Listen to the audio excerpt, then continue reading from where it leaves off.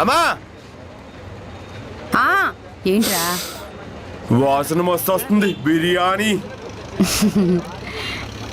పెట్టి మళ్ళా తినేద్దాం.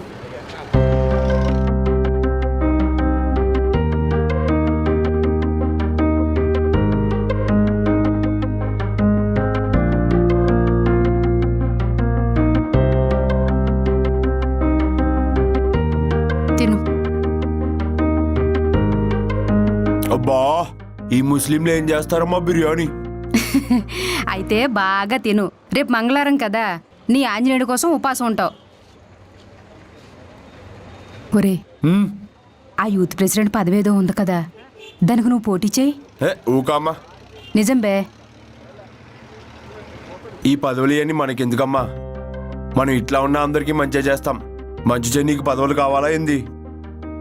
సమర్థుడు నాకెందుకులే అని ముసుగుదాన్ని ఇంట్లో పడుకుంటే, అసమర్థుడు ప్రచారాన్ని ఆయుధంగా చేసుకుని రాజ్యమేలతాడు. పింటూగాడు ప్రెసిడెంట్ అయితే ఆడొక్కడే బాగుంటాడు. అదే నువ్వు ప్రెసిడెంట్ అయితే ఈ బస్తీ అంతా బాగుంటుంది. కొవ్వొత్తి పట్టుకుంటే మన గుమ్మానికే వెలుగు. అదే కాగడా పట్టుకుంటే,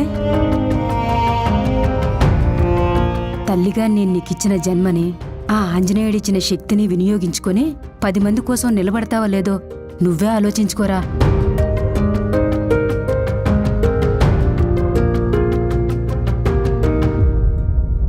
ఏం బేటా, బిర్యానీ ఎట్లుంది?